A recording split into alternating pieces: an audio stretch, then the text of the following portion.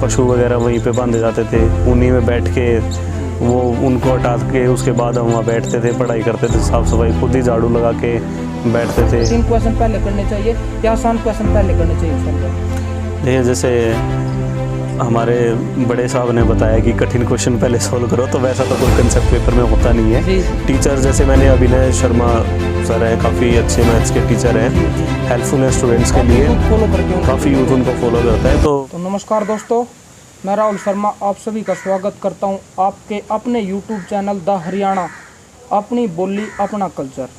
जैसा कि दोस्तों आप सभी जानते हो कि हम सब ने मिलकर एक मुहिम स्टार्ट की हुई है, जिसके तहत हम आपको दिखाते हैं अपने ग्रामीण परिवेश का वो टैलेंट जिसने अपनी मेहनत और अपने बलबूते पर और अपनी मेहनत के दम पर उन मंजिलों को हासिल किया है जिनको छूने में बड़ा बहुत कठोर तपस्या व कठोर मेहनत करनी पड़ती है। तो इसी मुहिम को आगे बढ़ाते हुए आज हमारे साथ में है CGL में सिलेक्टेड कैंडिडेट विशाल शर्मा। तो मिलवाते हैं आपको विशाल शर्मा से। तो विशाल भाई नमस्कार। नमस्कार। तो विशाल शर्मा आपका भाई स्वागत है हमारे इस YouTube मंच पर सपने कैसे सच होते हैं। तो विशाल भाई जी, आपके मन में कब और कैसे विचार आया कि मेरे को CGL की जॉब के लिए प्रिपरेशन करनी चाहिए? मैंने जब जैसे ग्रेजुएशन कंप्लीट करी मेरी जी। तो उस वक्त मैंने IIT का एग्ज़ाम दिया था MSc के लिए। तो वो एग्ज़ाम दे के उसमें हालांकि मेरा सिलेक्शन हो गया था, एग्ज़ाम क्लियर था मेरा, लेकिन मेरे को NIT मिलनी थी उसमें साउथ में, जो कि काफ़ी दूर था। जी। तो उसी टाइम पे मेरे मामा के लड़के ने मेरे को सलाह दी कि भाई नौकरी अगर चाहिए तो फिर सरकारी नौकरी के लिए तैयारी करो, और SSC में एक अच्छा ऑप्शन मिलता है आपको ऑफिसर बनने का और बाकी अपने सारे सपने सच करने का। तो उन्होंने मेरे को सलाह दी कि आप इसकी तैयारी करो, और तो फिर मेरा MSc को मैंने उसी टाइम पे छोड़ के और मैं SSC की तरफ घुस गया और मैं मुखर्जी नगर पहुंच गया। तो विशाल भाई, आपके मन में कभी ऐसा भी प्रश्न आया कि मेरे से होगा या नहीं होगा, छोड़ दूं मैं इसको, करूं या ना करूं? आपके मन में कभी ये सवाल आया? तो जब मैं 2016 में मैंने SSC के एग्ज़ाम देने की सोची थी, तो उस टाइम पे मैं काफ़ी ज़्यादा कॉन्फिडेंस था मेरे अंदर कि मैं इस एग्ज़ाम को निकाल दूंगा इजीली, क्योंकि मुझे लगता था कि क्वेश्चन ठीक लेवल है इनका और मैं इस चीज़ को कर पाऊंगा। तो जब 2016 का मैंने पहला अटैम्प्ट दिया था, तो उसमें मेरा प्री मेंस और डिस्क्रिप्टिव तीनों ही लेवल मेरे क्लियर थे बिना किसी कोचिंग के। बट जो फाइनल मेरिट लिस्ट प्रिपेयर हुई उसमें मैं 1 नंबर से मेरा मिस हो गया था। 512 मार्क्स बने थे मेरे, 513 भी उसमें लिस्ट गई थी 2016 में। तो उस टाइम मेरे को लगा कि चल कोई नहीं, ये मेरा फर्स्ट अटैम्प्ट था, मैं कर लूँगा। उसके बाद 2017 का जो अटैम्प्ट दिया मैंने, 2017 का अटैम्प्ट मैं दे नहीं पाया, उसके रिज़ल्ट के ठीक 4 दिन बाद था। तब मेरे को थोड़ा लो फील हुआ कि मैंने काफ़ी कुछ ज़्यादा मिस कर दिया है, लेकिन तब भी मुझे लगा कि और एग्ज़ाम मेरे पास है। मैंने जैसे बैंक PO का दिया, SBI का और क्लर्क का, उनके भी मेरे प्री निकले, बट फाइनल तक मैं उनमें जगह नहीं बना पाया। मैंने मेट्रो का एग्ज़ाम दिया, स्टेशन कंट्रोलर का, उसमें भी मैंने इंटरव्यू राउंड तक दिया, बट फाइनली वहाँ जाके भी मैं आउट हो गया। और मैंने CDS का एग्ज़ाम दिया, उसमें मैं 4 बार कॉन्फ्रेंस आउट हूँ अलग अलग बोर्ड से। तो मोटिवेशन पहले काफ़ी हाई था, बट धीरे धीरे टाइम आते आते चीज़ें ऐसे लगने लगी कि शायद कोई कमी अंदर है और मुश्किल होती जा रही थी चीज़ें, लेकिन अपनी हिम्मत तब भी बनाए रखी। 2017 के एग्ज़ाम में काफ़ी ज़्यादा लीक हुआ था एग्ज़ाम, तो 2018 में उसके खिलाफ प्रोटेस्ट भी किया गवर्नमेंट के अगेंस्ट, मैं भी उसमें शामिल था। और लेकिन तब भी यूँ था कि चलो कोई नहीं, अगर है तो चीज़ें ठीक होंगी, अपना मतलब कोई ना कोई तो अपनी जॉब इसमें सिलेक्शन लेना ही है कभी ना कभी। और 2017 के बाद फिर जब गवर्नमेंट ने 18 में सुप्रीम कोर्ट ने जो ऑर्डर्स दिए, उसके बाद ये ठीक हुआ एग्ज़ाम, तो उसमें अपना सिलेक्शन है। तो अगर आपकी मेहनत है तो आपका सिलेक्शन कोई नहीं रोकेगा, उसमें चाहे कोई कुछ भी करता रहे। विशाल भाई, पेपर के दौरान आप कितना प्रेशर फील करते हैं? जब आप पेपर दे रहे होते हैं तो आपके मन में क्या सवाल चल रहे होते हैं जब आप एग्ज़ाम में बैठे होते हैं? तो पेपर के दौरान मैं सिर्फ एग्ज़ाम पे फोकस करता हूँ, बाकी चीज़ों पे मैं ध्यान नहीं देता, क्योंकि पेपर में आपको रिलैक्स फील करना चाहिए।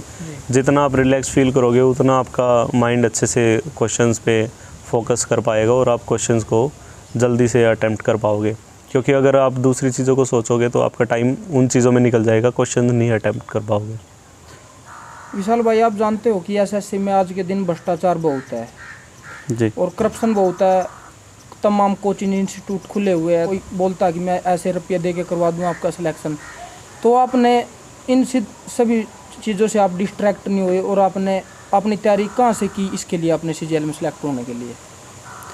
देखिए, तैयारी तो सबसे पहले जो ज़रूरी है वो आपका बेस मजबूत होना चाहिए। जी अब जब आप स्कूल टाइम में हो, जो बच्चे 10वीं तक के हैं, तो ये सबसे पहले उन्हीं के ध्यान देने योग्य बात है कि जब वो अपनी 10वीं की पढ़ाई पूरी करे, उस टाइम तक का अपना पूरा बेस मजबूत रखें। जी क्योंकि कोचिंग जो आप लेते हो, कोचिंग इंस्टीट्यूट, वो करवाते क्या है, वो आपका 10वीं तक का ही सिलेबस रिपीट करवाते हैं।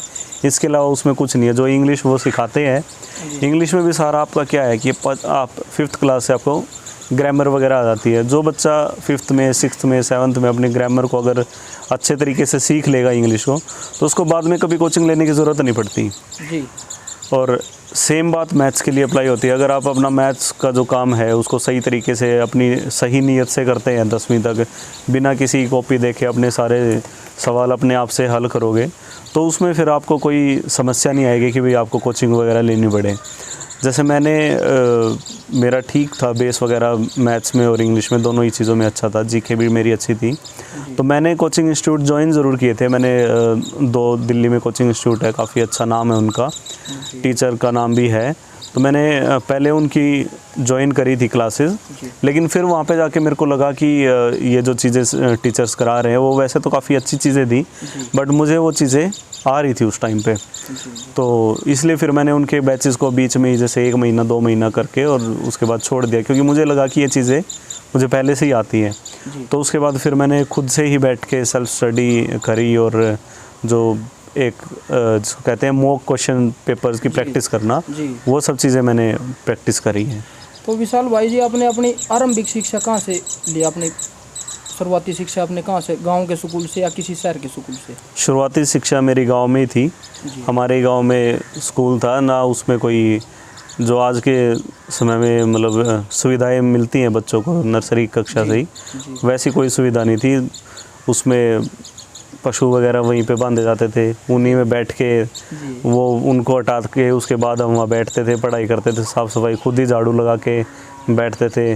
तो ये तो खैर बचपन का हिस्सा था उस दौरान। तो आज के बच्चे तो उस चीज़ को फील कर जाएंगे कि हम खुद स्कूल में झाड़ू लगा रहे हैं, लेकिन तब तो ये होता था कि टीचर जाके खुश होंगे कि इस बच्चे ने कक्षा की सफाई करी है।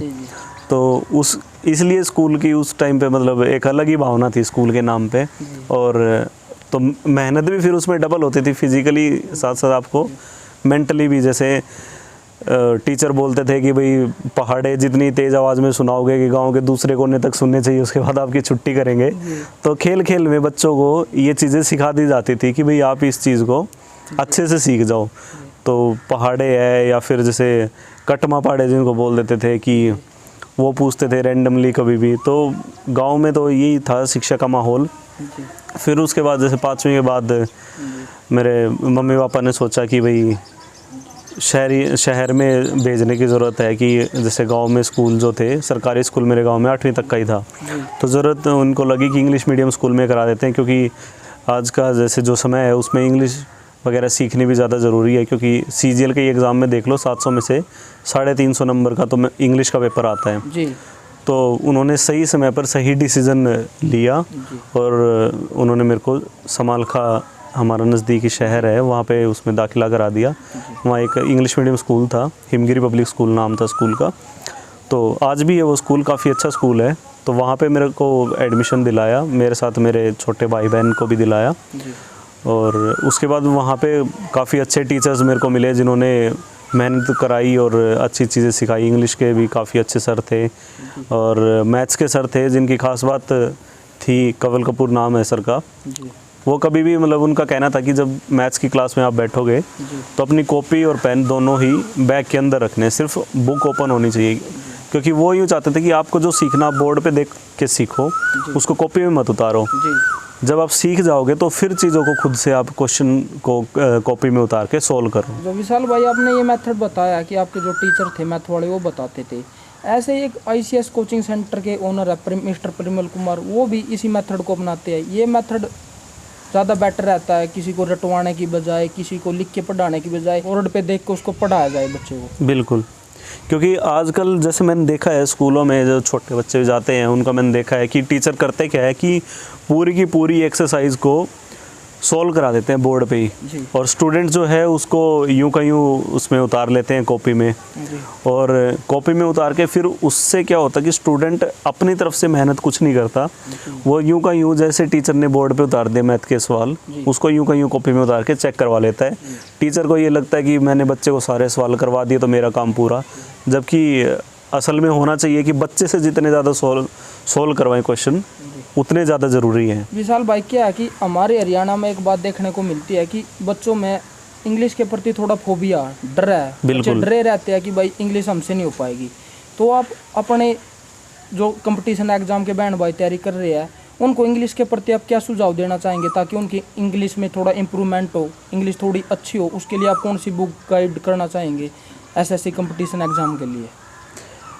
देखिए, बुक सबसे पहले तो ज़रूरी है कि आप खुद से इंग्लिश ग्रामर की जितनी ज़्यादा प्रैक्टिस हो उतनी ज़्यादा प्रैक्टिस करें, क्योंकि जब जैसे मैं गांव से जब इंग्लिश मीडियम स्कूल में मेरा एडमिशन कराया जी तो गांव में इंग्लिश कमज़ोरी होती है आमतौर पर, जी तो मेरे साथ भी वैसा ही था कि मैथ्स में तो मेरे पेपर में मार्क्स अच्छे आए हैं, 100 में से 95 प्लस आ गए, बट वही इंग्लिश में मेरे 50 नंबर। जी तो ये बात बड़ी फील हुई कि भाई मतलब टीचर्स ने भी बोला भाई ऐसा क्या है कि मैथ्स में इतने अच्छे मार्क्स हैं, साइंस में अच्छे मार्क्स हैं और इंग्लिश में बिल्कुल ज़ीरो है। और मैथ तो एक, जैसे मैथ तो समझना भी बड़ा कठिन है और इंग्लिश तो एक लैंग्वेज है, वैसे भी भाषा इंग्लिश, तो दोनों ही ये चीज़ें आसान है। तो उसके बाद फिर वहाँ पे जो टीचर मिले मेरे को, इंग्लिश के टीचर थे मिस्टर आमिर शर्मा, तो उन्होंने काफ़ी मेहनत कराई और मतलब मेरा खुद का भी इंटरेस्ट था चीज़ें को सीखने में कि नई लैंग्वेज है, इसको सीखना पड़ेगा, क्योंकि गांव में तो हिंदी ही सीखना सबसे बड़ी पहली वो होती है कि पहले यही सीख जाओ ढंग से।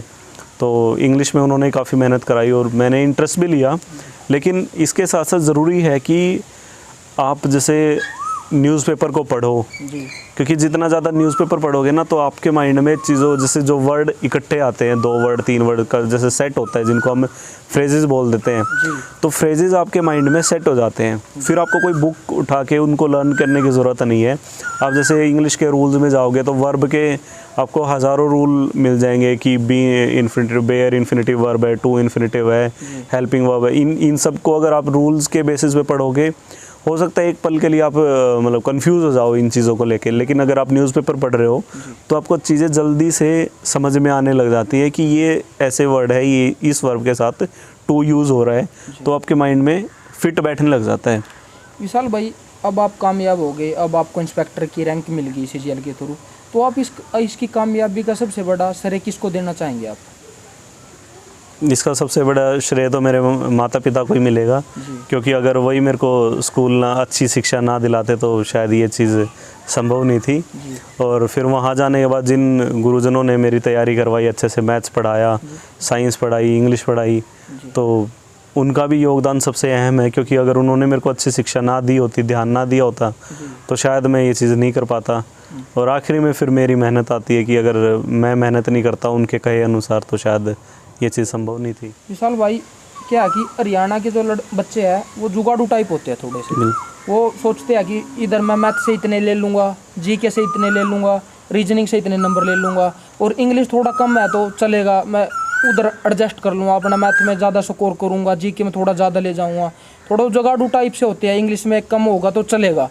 तो इसके बारे में आप क्या कहना चाहेंगे? देखो, जैसा जुगाड़ की बात है तो आपके सब्जेक्ट तो 4 हैं जी। मैथ्स में। जैसे मैथ्स करूँ मैं, जैसे प्री का एग्ज़ाम है, प्री के एग्ज़ाम में 4 सेक्शन है, इंग्लिश, मैथ, रीजनिंग और जीके। तो चारों ही सेक्शन बराबर 50 नंबर के आते हैं, 50-50 नंबर के, जिसमें 25-25 क्वेश्चन होते हैं। तो उसमें आप किसी भी एक सेक्शन को छोड़ के नहीं चल सकते कि मैं इस सेक्शन को कमज़ोर कर दूंगा, मैं वहाँ पे इसमें इम्प्रूव कर दूंगा। अगर कोई यूँ सोचे कि मैं इंग्लिश को साइड में रख के और सिर्फ मैथ्स के दम पर एग्ज़ाम निकाल दूंगा, तो 700 में से 350 नंबर की इंग्लिश आती है, तो आप 350 नंबर को छोड़ के कैसे एग्ज़ाम में सक्सीड हो पाओगे? नहीं हो सकते। मैथ्स भी 250 नंबर का मैथ्स आता है, तो कोई मैथ्स को छोड़ के भी नहीं कर सकता। और जीके सबसे इम्पोर्टेंट है, क्योंकि प्री में अगर 50 नंबर की जीके आ रही है तो कट ऑफ आजकल इतनी हाई जा रही है कि 150 के आसपास तो कट ऑफ ही जाती है। तो आप इस चीज़ को अवॉइड नहीं कर सकते कि मैं एक सेक्शन को छोड़ दूंगा और मैं बाकी 3 में, क्योंकि आप जब 3 सेक्शन भी अटैम्प्ट करोगे तो उसमें भी आपके गलती होने के चांसेस रहते हैं। जर्नल में तो कट ऑफ विशाल भाई वैसे भी ज़्यादा जाती है, कहीं पे भी आप सेफ नहीं हो कितना भी स्कोर करके। जैसे प्री में आप 200 में से कितना भी स्कोर कर दो तो आप सेफ नहीं हो कहीं पे भी, आपको मन में डर बना रहता है कि फिर भी होगा या नहीं होगा, क्वालिफाई कर पाएंगे या मैं नहीं क्वालिफाई नहीं कर पाऊँगा भाई। तो इसके बारे में थोड़ा विशाल। देखो, जैसे आप जब क्वेश्चन अटैम्प्ट करते हो तो आपका मेन फोकस कट ऑफ की बजाय इस चीज़ पे होना चाहिए कि मुझे जितने भी क्वेश्चन है एक बार तो हर क्वेश्चन में से निकलना है। मतलब 200 जैसे पेपर में 100 क्वेश्चन आ रहे हैं प्री में, तो मुझे 100 के 100 क्वेश्चन में से एक बार निकलना है। जब आप 100 के 100 क्वेश्चन में से निकल जाओगे, अब उसके बाद आपके जितने अटैम्प्ट हो पाएंगे वो आपकी कैपेबिलिटी पे निर्भर करता है, और उसमें जो आप स्कोर कर पाओगे तो उसके बाद आपको मतलब चिंता करने का तो कोई फ़ायदा ही नहीं है कि कट ऑफ क्लियर हो पाएगी या नहीं हो पाएगी, क्योंकि आप ये जो कट ऑफ का सिस्टम ये तो कंपैरेटिव है ना, दूसरों की जो मेहनत है उसके साथ आपका कंपैरिजन हो रहा है। तो आप अपनी मेहनत पर फोकस करें, अपने अटैम्प्ट्स पर ही फोकस करें। अगर आपका अटैम्प्ट जैसे 100 क्वेश्चन है तो अगर 100 में से आप 100 क्वेश्चन अटैम्प्ट करके आ रहे हो तो ऑब्वियसली आपको कोई कट ऑफ नहीं रोक सकती। तो विशाल भाई, आज का कंपटीशन एग्जाम में टाइम मैनेजमेंट का बहुत महत्व होगा भाई। बिल्कुल। तो एसएससी जैसे एग्जामों में तो और भी ज़्यादा इसका महत्व हो जाता है टाइम मैनेजमेंट का। तो जैसे प्री में 200 क्वेश्चन आते हैं, तो अब टाइम मैनेजमेंट पे आपने क्या फार्मूला अपना जिसे आपने अपना टाइम बचाया, और कठिन क्वेश्चन पहले करने चाहिए या आसान क्वेश्चन पहले करने चाहिए विशाल भाई? देखिए, जैसे हमारे बड़े साहब ने बताया कि कठिन क्वेश्चन पहले सोल्व करो, तो वैसा तो कोई कंसेप्ट पेपर में होता नहीं है। जी, आपको जो क्वेश्चन आता है सबसे पहले आप उसको सोल्व कीजिए, जो क्वेश्चन मुश्किल है आप उसको साइड में रखिए। क्योंकि जब पहले तो ऑफलाइन सिस्टम था, जैसे 2016 मैंने अटैम्प्ट दिया था, तब ऑफलाइन एग्ज़ाम होता था। तो उस टाइम पे तो ये था कि आपके पास 100 के 100 क्वेश्चन आप एक साथ देख सकते थे। उसमें जो आपको यूँ लग रहा है कि मैं ये क्वेश्चन सोल्व कर पाऊँगा, तो आप उस पर टिक करके एक साइड रख सकते थे।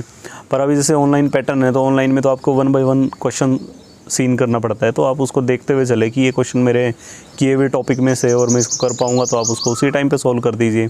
वरना उस पर 10 सेकंड से ज़्यादा का समय ना देते हुए अगले क्वेश्चन पे आप मूव करो, क्योंकि जितना टाइम आप सेव करोगे एग्ज़ाम में वो आपके एंड में काम आएगा।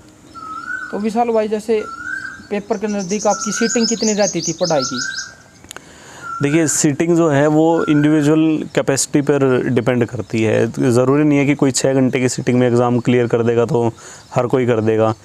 हो सकता है कोई 12 घंटे दिन में पढ़ रहा है, कोई 13 घंटे पढ़ रहा है, तो सबकी अपनी अपनी कैपेबिलिटी होती है, और उस चीज़ का ना तो किसी के साथ कंपैरिजन है। बस मेन बात ये है कि आपको डेली का टारगेट सेट करना है कि मुझे डेली इतना काम आज करके सोना है, चाहे वो आप 2 घंटे में पूरा करो चाहे 6 घंटे में, क्योंकि डेली हर दिन आपके पास हो सकता है घर का कोई काम आ जाए, तो आपके पास बराबर समय नहीं होता पढ़ाई को देने के लिए। तो आपको उसी हिसाब से अपना टारगेट सेट करना पड़ता है कि मेरा कल अगर दिन में कोई और काम है, यहाँ पे व्यस्त रहने वाला हूँ, तो मैं उसके हिसाब से टारगेट थोड़ा छोटा कर लो, बट उसको अचीव करो, क्योंकि उससे आपका कॉन्फिडेंस लेवल बूस्टअप होता है कि मैंने आज का टारगेट अचीव किया है। वहीं अगर आप बड़ा टारगेट रखो और बाई चांस वो अचीव ना हो पाए, तो मन में ये रहता है कि मैंने आज का काम कंप्लीट नहीं किया, और वहाँ पे आपके अंदर हीन भावना आ जाती है फिर। तो आप अपना डेली का टारगेट सेट करो, टाइम लिमिट उसमें अपने आप सेट होती चली जाएगी कि आप कितना टाइम ले रहे हो। तो विशाल भाई जी, आज के दिन टेस्ट सीरीज़ का महत्व बहुत है, क्योंकि कंपटीशन एग्जाम को किसी को भी क्वालिफाई करने के लिए आपको उसके टेस्ट लगाने होंगे पहले। बिल्कुल। तो आप कौन सी टेस्ट सीरीज़ को फॉलो करते थे? मैंने एसएससी ट्यूब की टेस्ट सीरीज़ को काफ़ी ज़्यादा फॉलो किया है जी। और कुछ एक मैंने जो केडी कैंपस के टेस्ट सीरीज़ है वो भी दिए। उनके जो ऑफलाइन वीकली टेस्ट होते, जब मैं मुखर्जी नगर था तो वहाँ पे उनका वीकली जो टेस्ट होता था मैं वो टेस्ट देने जाता था। और टेस्ट आपको ज़्यादा से ज़्यादा लगाने चाहिए, क्योंकि जितने आप टेस्ट लगाओगे तो उतनी ही ज़्यादा आपकी क्वेश्चन अटैम्प्ट करने में निखार आता चला जाएगा। टेस्ट सीरीज़ आप किसी भी इंस्टीट्यूट की ले लो, कोई ज़्यादा फ़र्क नहीं पड़ता उससे, बट ये देखना चाहिए कि टेस्ट ज़्यादा हार्ड भी ना हो, क्योंकि अगर ज़्यादा हार्ड आप टेस्ट सीरीज़ ले लो किसी भी इंस्टीट्यूट की तो फिर उसमें आपका कॉन्फिडेंस डाउन हो जाता है अगर क्वेश्चन सोल्व ना हो। क्योंकि जैसे एसएससी का इंग्लिश के क्वेश्चन पूछने का लेवल बहुत ही बेसिक लेवल है, काफ़ी आसान क्वेश्चन पूछ रही है आजकल एसएससी इंग्लिश में, मतलब टीसीएस जो है। और जो हमारे मॉक टेस्ट आते हैं, टेस्ट सीरीज़ आती है काफ़ी जैसे इंस्टीट्यूट्स की, तो वो बहुत ज़्यादा हार्ड लेवल बना देते हैं उसमें, और तो वहाँ पे आपका कॉन्फिडेंस डाउन हो जाता है स्टूडेंट्स का। तो ऐसी भी टेस्ट सीरीज़ ना लो कि वो ज़्यादा ही हार्ड है तो उससे कुछ हासिल होगा, उससे कोई फ़र्क नहीं पड़ता। मैथ्स में ये है कि आपकी प्रैक्टिस जैसे जितनी फास्ट होगी कैलकुलेशंस वगैरह, तो आप उतना बेटर क्वेश्चंस को कर पाओगे, और टॉपिक की क्लैरिटी तो सबसे ज़्यादा ज़रूरी है। तो उसमें आप टेस्ट सीरीज़ तो किसी भी इंस्टीट्यूट का ले लो, सारे ही अच्छे हैं। टीचर जैसे मैंने अभिनय शर्मा सर हैं, काफ़ी अच्छे मैथ्स के टीचर हैं, जी जी जी। हेल्पफुल है स्टूडेंट्स के लिए, यूथ फॉलो करते हैं काफ़ी यूथ उनको फॉलो करता है। तो मैंने उनकी भी वीडियो लेक्चर्स वगैरह काफ़ी लिए हैं, तो उससे भी बहुत ज़्यादा हेल्प मिलती है और वो बहुत अच्छे टीचर है। अगर किसी को उनसे सीखना चाहिए, मतलब अगर कोई जो भी तैयारी कर रहे हैं छोटे भाई बहन, उनको सीखना चाहिए उनसे। तो विशाल भाई जी, जैसे अब आपको नौकरी मिल गई सीजीआर के थ्रू, आप इंस्पेक्टर लग गए, तो लोगों का नज़रिया भी बदल जाता नौकरी लगने के बाद। तो लोगों का नज़रिया आपकी नौकरी लगने से पहले आपके प्रति कैसा था, और अब आप इंस्पेक्टर बन गए तो लोगों का नज़रिया अब आपके प्रति कैसा हो गया? देखिए, ये तो आम बात है कि जब तक आदमी के पास सक्सेस नहीं होती, हर कोई उससे सवाल करता है, हर कोई उसको अपने अपने तरीके से ज़िंदगी को जीने की सलाह देता है। कोई ये कहता है कि ये काम कर ले, यहाँ पे सक्सेस नहीं रखी है। बहुत सारे ऐसे एग्जांपल्स थे सामने जो यूँ कहते थे कि ये जनरल के बच्चों को नौकरी नहीं मिलती, पैसे दिए बिना नौकरी नहीं मिलती, ऐसे बहुत सारे बातें सुनने में आती थी। अक्सर विशाल हमारे समाज की विडम्बना कि लोग डिमोटिवेट करते हैं, डिमोटिवेट करने की बजाय। बिल्कुल।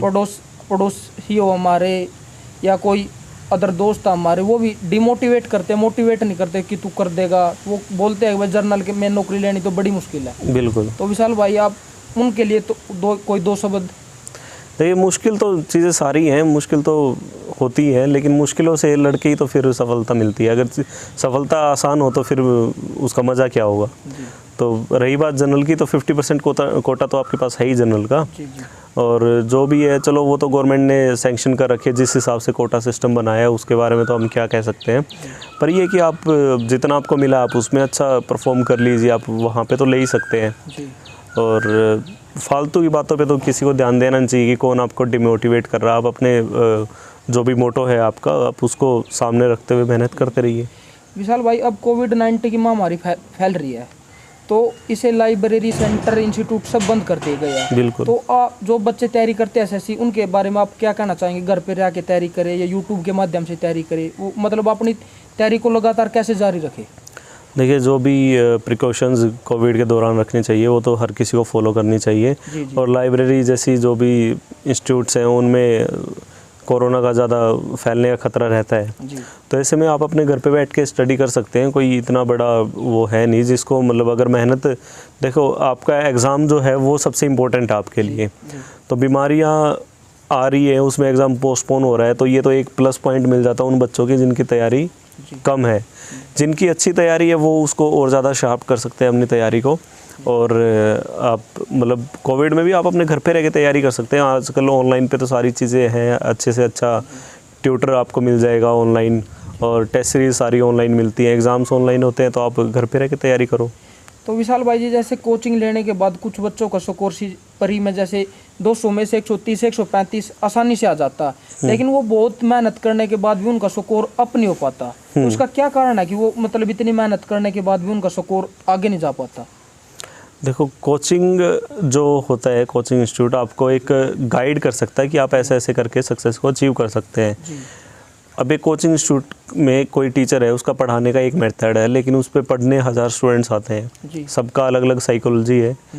पढ़ाने का तरीका टीचर का एक है, लेकिन ऐसा तो नहीं है कि उसके पढ़ाने से सभी के सब सक्सेस मिल जाएगी सारों को, क्योंकि सबका माइंडसेट अलग अलग है। तो ऐसे में सबको अपने हिसाब से ही तैयारी करनी पड़ती है। तो विशाल भाई जी, हमारे हरियाणा में एक अफवाह फैला हुआ, आपने भी सुना होगा पड़ोस में, कि हमारा लड़का, जैसे किसी का लड़का इंस्पेक्टर लग गया, वो मुखर्जी नगर में रहा, तो किसी का लड़का चाहे पढ़ने में कमज़ोर हो, चाहे फैक्ट्री में जा रहे हो, तो माँ बाप अपने लड़के को भी 10-15 हज़ार रुपये दे देंगे और मुखर्जी नगर भेज देंगे, चाहे उसके बच्चे का लेवल कैसा भी हो। तो ये बात सही है या गलत है? तो सही है तो कितनी सही है कि मुखर्जी नगर में जाके इंस्पेक्टर बना जा सकता है? देखो, ये जो बात आप कह रहे हो, ये अगर आज से 4 साल पहले ये सवाल पूछते तो मैं जवाब देता कि मुखर्जी नगर जाना बहुत ज़्यादा ज़रूरी है। पर आज हर चीज़ मोबाइल के द्वारा आपके घर पे है, तो कोई ज़रूरत नहीं है कि आप मुखर्जी नगर में जाएं और वहाँ पर महीने के 15-20 हज़ार रुपये खर्च करके रहे। आप अपने घर पे रह के एकांत में कमरा एक रख के, अपना कमरा अलग से, तब भी आप अच्छे से स्टडी कर सकते हैं। और सारी चीज़ें मोबाइल पर अवेलेबल हैं। बेस्ट से बेस्ट कोचिंग इंस्टीट्यूट के आप वीडियो पैकेजेस ले सकते हो, हर एक ट्यूटर हैं, उनकी टेस्ट सीरीज़ आप ले सकते हो। तो इसके लिए ये कोई ज़्यादा वो नहीं है कि मुखर्जी नगर में ही जाके आप एक अलग से तैयारी कर पाओगे। पहले था, आज के दौरान ऐसे मैं नहीं मानता इस बात को। जी जी। जैसे विशाल भाई, आप मुखर्जी नगर में रहे तो आपने किन किन समस्याओं को सामना करना पड़ा? वहाँ पे आप रूम पे अकेले रहे तो आपने खाना भी स्वयं बनाना, लाइब्रेरी टाइम में भी जाना, आपको कोचिंग क्लास भी अटेंड करनी है, तो आपने वहाँ पे कितनी समस्याओं का सामना करना पड़ा वहाँ पे रह के? समस्याएं तो भाई काफ़ी थी। मान लिया अब मुखर्जी नगर में कमरा देखते तो कमरे बहुत महंगे हैं, वहाँ पे 15-15 हज़ार रुपये रेट हैं। जी अगर आपको पैसे बचाने तो या तो आप शेयरिंग कर लो किसी के साथ। जी। अब शेयरिंग में साथ वाला आपका रूममेट क्या पता कैसा मिले, वो पढ़ने में नालायक हो या चीज़ें आपकी चोरी कर ले, जी क्या पता कैसे, हर तरीके के बच्चे आते हैं। या फिर दूसरा ऑप्शन था, आप मुखर्जी नगर से 2 किलोमीटर 4 किलोमीटर दूर वहाँ पे जो दूर के इलाके हैं वहाँ पे कमरा ले लो। हाँ। जीटी नगर हो गया या फिर जगत नगर है, गांधी विहार है, ये संत नगर है, काफ़ी सारे। लेकिन वहाँ पर बीमारी ज़्यादा फैलती है और आने जाने में समय बर्बाद होता है, पढ़ाई का समय। जी जी तो काफ़ी कठिनाइयाँ थी। फिर दूसरा ये था कि खाना बनाने के लिए जी खुद के हाथ से खाना बनाना पड़ा। जी और आने जाने में भी फिर यही था कि बस कि पैसे बचाने के लिए भाई चलो पैदल आ जाओ, चले जाओ। ऑटो में जाएंगे तो ऑटो वाला 10-20 रुपये ले लेगा। जी बहुत सारी चीज़ें सोचते थे अपने घर की तरफ देख के। भी ग्रामीण परिवेश है, कोई यूँ तो है नहीं कि पीछे से ज़्यादा सपोर्ट है फाइनेंशियली, सारी किसान परिवार से हैं, तो अपनी चीज़ें देख के ही चलना पड़ता था। जी। तो ऐसे तो बहुत सारी चीज़ें स्ट्रगल करी है वहाँ पे। तो स्टूडेंट लाइफ की कोई ऐसी घटना जो अब तक आपको याद हो? स्टूडेंट लाइफ की बहुत सारी ऐसी घटनाएं हैं जो आज तक भी मेरे को याद हैं, जी जिसमें कुछ हंसने वाली तो बहुत सारी हैं, जी। कुछ वैसी भी है। मोटिवेशन टाइप हो जो हमारी यूथ के लिए थोड़ा मोटिवेशन टाइप हो विशाल भाई। मोटिवेशन की जैसे ये है कि जब मैं 6ठी क्लास में था तो इंग्लिश मीडियम स्कूल में वहाँ एडमिशन करा दिया था मेरा। और मेरे इंग्लिश के टीचर थे, वो मेरे को इंग्लिश सिखाने लगे, मतलब पूरी क्लास को ही सिखा रहे थे। जैसे मैं सीखने में काफ़ी इंटरेस्ट ले रहा था, तो उन्होंने मेरे ऊपर ज़्यादा ध्यान देना शुरू कर दिया। तो एक दिन उन्होंने इंग्लिश में मतलब ट्रांसलेशन वगैरह करवाई थी, टेंसेस करवा रहे थे वो, तो उन्होंने मुझसे सेंटेंसेस वगैरह ट्रांसलेट करवाए हुए थे, जो कि मैंने सारे के सारे ठीक कर दिए थे। पूरी क्लास में मतलब मैं ही अकेला था। और उसी दिन बाय चांस मेरे पापा स्कूल में आ गए, तो टीचर बिल्कुल यूँ पूरे खुशी से भरे हुए मेरे पापा से जाके मिले और उनको कॉपी दिखाई कि ये देखो आपके बेटे ने ये काम किया है। बहुत अच्छी और फीलिंग होती है उस समय जब मेरे को बुलाया कि बुला रहे हैं आपको। तो एक बार तो मेरे को डर लगा कि पता नहीं शायद क्या गलती कर दी है जिसके लिए मेरे को बुलाया जा रहा है। लेकिन जब सर ने सामने शाबाशी दी पापा के सामने, तो मेरे को फिर काफ़ी प्राउड फील हुआ उस चीज़ पे। तो और वो काफ़ी ज़्यादा मोटिवेटिंग था। जब आपको लगता है कि टीचर आपके पेरेंट्स के सामने आपकी बड़ाई कर रहे हैं, तो उस चीज़ से आप और ज़्यादा मोटिवेट होते हो अच्छा परफॉर्म करने के लिए। तो विशाल भाई, जो हमारी कुछ छोटे बड़े भाई बहन है जो SSC CGL के थ्रू इंस्पेक्टर बनने का सपना देख रहे, तो उनके लिए कोई आप 2 शब्द क्या कहना चाहेंगे? देखो, अपनी जो मेहनत है उस मेहनत पे पूरा भरोसा करो। जी कोई जैसे ये है कि 100 तरीके के लोग आपको मिलते हैं। कोई यूँ कहेगा कि पैसे दे के नौकरी लग जाओ, कोई यूँ कहेगा कि अपना प्राइवेट काम शुरू कर दो, कोई कुछ। आप इन आलतू फालतू की बातों पर ध्यान ना दो, सिर्फ अपने गोल पर फोकस करो। आपको अगर यूँ लगता है कि मुझे SSC के थ्रू नौकरी लेनी है, इंस्पेक्टर लगना है, तो आप सिर्फ SSC पर ही फोकस करो, उसके सिलेबस पर फोकस करो। बाकी चीज़ों को आप अवॉइड कर दीजिए। सारी चीज़ें अपने आप ठीक होती चले जाएंगी अगर आपकी मेहनत और लगन सच्ची है आपके टारगेट के प्रति। जी जी। तो विशाल भाई, हमारा यूथ जो नशे के प्रति अट्रैक्ट हो रहा है, उसको आप क्या संदेश देना चाहेंगे? नशा जो है, नशा आपकी लाइफ को बर्बाद कर देगा। जी और विद्यार्थी के जीवन में तो कोई नशे का कोई महत्व ही नहीं है। जी जिसको अपनी पढ़ाई करनी है अच्छे से करे, क्योंकि बहुत सारा मैंने देखे जब मुखर्जी नगर थे तो ये चीज़ें आम तौर पर सुनने में आती थी कि लड़के वहाँ पर वो सिगरेट वगैरह लेके पढ़ते हैं पूरी नाइट। वो मुखर्जी नगर में रह के तो वैसे भी आपको 3-4 चीज़ों से ज़्यादा बचना पड़ेगा विशाल। लड़कीबाजी से, भाई नशे से, अपने टाइम मैनेजमेंट से। वहाँ पे वैसे भी आपका टाइम बर्बाद करने वाले काफ़ी बच्चे मिल जाएंगे आपको। बिल्कुल, वही मैं बताया मैंने कि आप सिर्फ अपने गोल पर फोकस रखिए, एग्ज़ाम पर फोकस रखिए। बाकी जो भी चीज़ें हैं आप उन चीज़ों से अपना बचाव करें, तो उसी के बाद आप अपने एग्ज़ाम की तरफ नज़दीक जा पाओगे उसके गोल के प्रति। तो विशाल भाई जी, SSC की तैयारी में सबसे इम्पोर्टेंट चीज़ क्या है? देखो, जो SSC की जो तैयारी करते हैं, सबसे इम्पोर्टेंट है कि जो 10वीं तक का आपका सिलेबस है, 10वीं तक की पढ़ाई है, अगर आप अभी जो देख रहे हैं उनमें अगर जो 10वीं तक के स्टूडेंट्स हैं, खासकर मैसेज उनके लिए है कि आपका जो सिलेबस अब तक का है, जो 10वीं तक का, जिसमें मेनली 8th 9th और 10th का सिलेबस है, वो मोस्ट इम्पोर्टेंट है। अगर आप किसी भी गवर्नमेंट जॉब के लिए जाओगे जी तो सबसे ज़्यादा सवाल इसी में से पूछे जाएंगे, क्योंकि जो आपकी इंग्लिश है, जी ग्रामर आप 10वीं तक सारी कर लेते हो, मतलब 8th क्लास तक आपकी ग्रामर कंप्लीट हो जाती है, सारी चीज़ें उसमें आ जाती है। जी तो जिस बच्चे ने अगर अपनी 8th तक ग्रामर अच्छे से कर ली है, सीख ली है इंग्लिश, तो उसको कभी आगे कोचिंग इंस्टीट्यूट्स की तरफ जाना नहीं पड़ेगा। जिसने इंग्लिश में अगर वन वर्ड सब्स्टिट्यूशन वगैरह ये अगर टाइम से ही वो स्कूल में अपने लर्न कर लेता है, तो उसको किसी कोचिंग इंस्टीट्यूट से क्लासेस नहीं लेनी पड़ती। सेम केस आपका मैथ्स के लिए है कि मैथ्स में अगर आपने 10वीं तक के टॉपिक्स अच्छे से कर लिए हैं, तो फिर आपको कुछ और मेहनत करने की ज़रूरत नहीं पड़ती। तो 10वीं का ही सिलेबस आपके लिए सबसे ज़्यादा इम्पोर्टेंट है। जीके के लिए आप जितनी कम एज में न्यूज़पेपर रीडिंग की हैबिट बना लोगे उतना बेटर है, क्योंकि न्यूज़पेपर रीडिंग से आपकी जीके इम्प्रूव होती है, साथ ही साथ आपकी इंग्लिश भी इम्प्रूव होती है। तो ये जो 3 चीज़ें हैं ये सबसे ज़्यादा इम्पोर्टेंट है, और इसके साथ एंड में फिर मॉक टेस्ट की प्रैक्टिस। तो कोई ऐसी बुक भाई एसएससी के लिए विशाल भाई जो गागर में सागर सिद्ध हो सकती है? कोई भी आप बुक ले लीजिए, सारी बुक अपने आप में सफिशिएंट होती है। किसी बुक का ऐसे नहीं है कि ये बुक अच्छी है, ये बुक अच्छी नहीं है, क्योंकि आप जब भी किसी टॉपर से पूछोगे, 10 टॉपर से आप बात करोगे तो सब अलग अलग बुक्स बता देंगे। जी तो हर बुक में, हर टीचर में क्वालिटीज़ हैं अपने स्टूडेंट को अलग-अलग सक्सेस कराने की। अलग अलग कंटेंट है। बस आपकी मेहनत मायने रखती है।